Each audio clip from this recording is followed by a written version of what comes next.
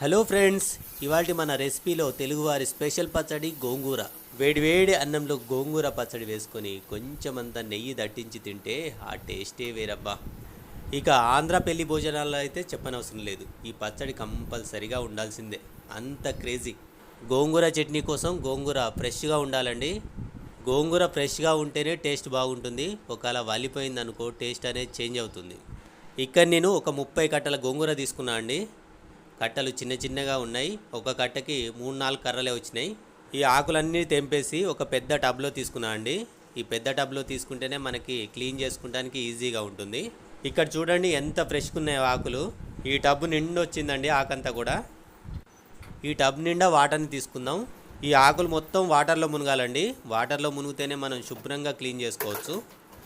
ఈ ఆకులు మొత్తం కూడా ఒక 2 లేదా 3 సార్లు కడుక్కోవాలి. ఇక్కడ నేను 2 సార్లు శుభ్రంగా కడిగి పెట్టుకుంటున్నాను. గోంగూర పచ్చడిని మనం ఎండుమిర్చితోటి చేయొచ్చు, పచ్చిమిర్చితోటి కూడా చేయొచ్చు అండి. ఇక్కడ నేను పచ్చిమిర్చితోటి గోంగూర పచ్చడి చేస్తున్నాను. ఇక్కడ నేను ఒక 16 పచ్చిమిర్చిలు తీసుకున్నానండి. గోంగూర ఆకు ఒక 400 గ్రాముల వరకు ఉన్నది. ఈ 400 గ్రాముల ఆకుకి ఒక 16 పచ్చిమిర్చిలు అయితే సరిపోతాయి. ఈ పచ్చిమిర్చిలు కూడా మీడియం కారం ఉంటాయండి. ఇప్పుడు ఒక ప్యాన్ తీసుకుందాం. ప్యాన్ కొంచెం పెద్దది తీసుకోండి.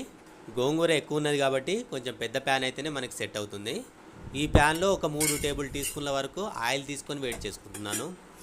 ఆయిల్ వేడైన తర్వాత మనం రెడీగా పెట్టుకున్న పచ్చిమిర్చి ఉన్నాయి కదా, ఆ పచ్చిమిర్చిని ఈ ఆయిల్లో వేసుకొని వేయించుకుందాం. స్టవ్ని మీడియం ఫ్లేమ్లోనే ఉంచి వేయించుకుందాం. ఈ మిర్చిని మధ్యలో కలుపుతూ ఉండాలి. ఈ విధంగా మధ్యలో కలిపితేనే అన్ని వైపులా కూడా పర్ఫెక్ట్గా డీప్ ఫ్రై అవుతాయి. ఇక్కడ చూడండి, ఈ విధంగా కలర్ మారేదాకా డీప్ ఫ్రై చేసుకోవాలి. ఇక్కడ నేను వేయించిన పచ్చిమిర్చిల్లోనే గోంగూర వేసుకొని కలుపుకుంటున్నాను.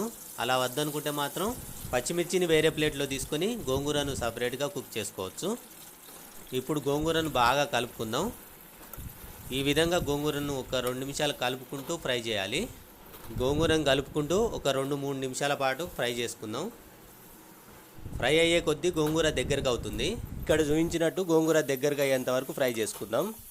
గోంగూర ఈ విధంగా దగ్గరకు అయిన తర్వాత కూడా కొంచెం పచ్చివాసన వస్తూ ఉంటుంది. పచ్చివాసన పోవడానికి ఇంకొక 3 నిమిషాలు వేయించుకుందాం. మీడియం ఫ్లేమ్లోనే ఉంచి వేయించుకోవాలి. ఇప్పుడు చూడండి, పచ్చివాసన అనేది పోతుంది. ఇప్పుడు ఈ ప్యాన్ తీసుకొని పక్కన పెట్టుకొని చల్లార్చాలి. పూర్తిగా చల్లారిన తర్వాతనే మిక్సీ పట్టుకోవాలండి. పచ్చిమిర్చిలను గోంగూర కలిపి కుక్ చేసుకున్నాం కదా, ఇక్కడ నేను పచ్చిమిర్చిలను గోంగూర నుండి సపరేట్ చేసి ఫస్ట్ మిక్సీ పట్టుకుంటున్నాను. ఎందుకంటే పచ్చిమిర్చిలు మెత్తగా గ్రైండ్ అయితేనే టేస్ట్ బాగుంటాయి. మనం కావాలనుకుంటే పచ్చిమిర్చిని గోంగూరను కూడా ఒకేసారి గ్రైండ్ చేసుకోవచ్చు. పచ్చిమిర్చిని గ్రైండ్ చేసుకున్నాను. ఇందులోనే గోంగూరను కూడా వేసుకొని కచ్చాపచ్చాగా గ్రైండ్ చేసుకోవాలి. అంటే ఒక 2 సార్లు తిరిగితే చాలండి. ఇందులో రుచికి సరిపడా ఉప్పు వేసుకుంటున్నాను. ఉప్పు ఎప్పుడైనా కొంచెం తక్కువ వేసుకోండి. మొత్తం ఒకసారి గ్రైండ్ చేసుకున్న తర్వాత ఒకవేళ ఉప్పు తక్కువ అయితే మళ్ళీ కొంచెం యాడ్ చేసుకోవచ్చు.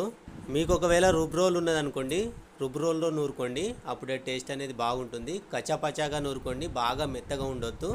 మిక్సీలో గ్రైండ్ చేసినప్పుడు అంత కచ్చాపచ్చాగా రాదు, మెత్తగానే వస్తుంది. ఇప్పుడు గ్రైండ్ చేసుకున్న గోంగూరను పోపు చేసుకోవాలండి. పోపు కోసం ఒక ప్యాన్లో ఒక 4 టేబుల్ టీ స్పూన్ల ఆయిల్ తీసుకుందామండి. కొంచెం ఆయిల్ ఎక్కువ ఉంటేనే గోంగూర చట్నీ బాగుంటుంది. ఆయిల్ని వేడి చేసుకోవాలి. ఆయిల్ వేడైన తర్వాత 1 టేబుల్ టీ స్పూన్ వరకు ఆవాలు వేసుకుందాం.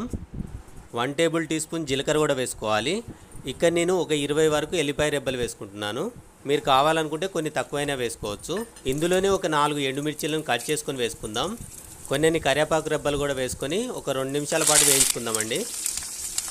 ఒక 2 నిమిషాలు వేయించుకున్నామంటే ఈ ఎల్లిపాయ రెబ్బలు, కరివేపాకు, ఎండుమిర్చి అంతా కూడా డీప్ ఫ్రై అవుతాయి. ఇందులో కొంచెం అంత పసుపు వేసుకుందాం. ఇప్పుడు ఒకసారి పోపును కలుపుకోవాలి. మనం గ్రైండ్ చేసుకున్న గోంగూరను ఇందులో వేసుకుందాం. గోంగూర మొత్తం వేసుకున్న తర్వాత ఒకసారి కలిపేసుకుందామండి. గోంగూరను బాగా కలుపుకున్న తర్వాత ఒక 2 నిమిషాలు స్టవ్ని మీడియం ఫ్లేమ్లో ఉంచి ఉడికించాలండి. ఇప్పుడు స్టవ్ని ఆఫ్ చేసేద్దాం. ఇక మన గోంగూర పచ్చడి రెడీ. వేడి అన్నంలోకి నెయ్యి వేసుకొని తింటే మాత్రం భలే ఉంటుందండి. ఇక 2-3 రోజుల వరకు మా ఇంట్లో ఇదేనండి. వేరే కర్రీతో పాటు ఇది ఉండాల్సిందే. అంత ఇష్టం మా ఇంట్లో గోంగూర అంటే. వీడియో నచ్చితే మాత్రం లైక్ చేయండి, సబ్స్క్రైబ్ చేయండి.